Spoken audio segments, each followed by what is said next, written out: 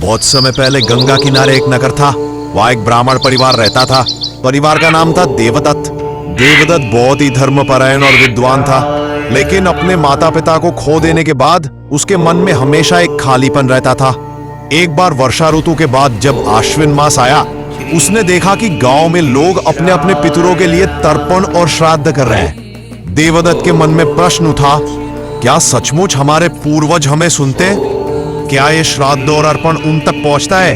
देवदत्त ने यह प्रश्न लेकर आश्रम में बैठे महर्षि अत्रि से पूछा। महर्षि मुस्कुराए और बोले, पुत्र, जब किसी का देहांत होता है, आत्मा तुरंत उच्च लोक में नहीं जाती। वो अपने कर्म और वंशजों की स्मृति पर निर्भर करती है। जब तक उसका श्राद्ध और स्मरण होता है, आत्मा को शांति मिलती है। इसी कारण हमारे ऋषियों ने पितृपक्ष की परंपरा बनाई।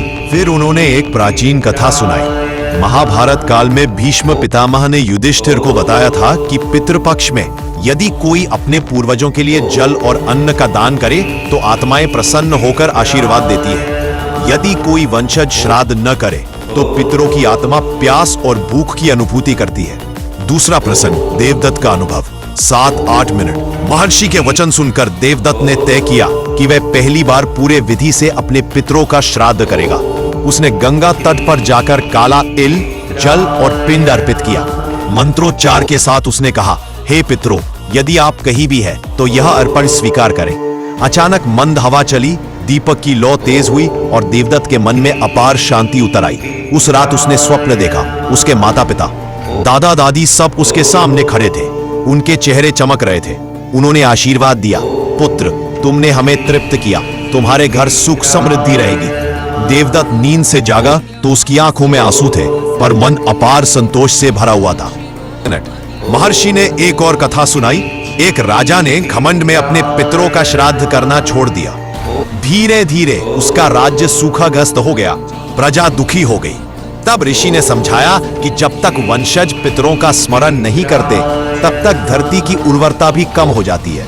राजा ने पितृपक्ष में श्राद्ध किया और तभी वर्षा हुई, खेत हरे भरे हुए और प्रजा सुखी हो गई। देवदत्त ने महसूस किया कि पितृपक्ष केवल कर्मकांड नहीं बल्कि कृतज्ञता का पर्व है। हम आज जो है वो हमारे पूर्वजों की वजह से है। उनके त्याग, उनके कर्म और उनकी सीख ही हमें इस जीवन तक लाई है। पितर कहते हैं, बेटा, जब तक तुम हमें याद करते हो हम जीवित हैं, और जब तक तुम हमारी सीख आगे ले जाते हो, हमारा आशीर्वाद तुम्हारे साथ है।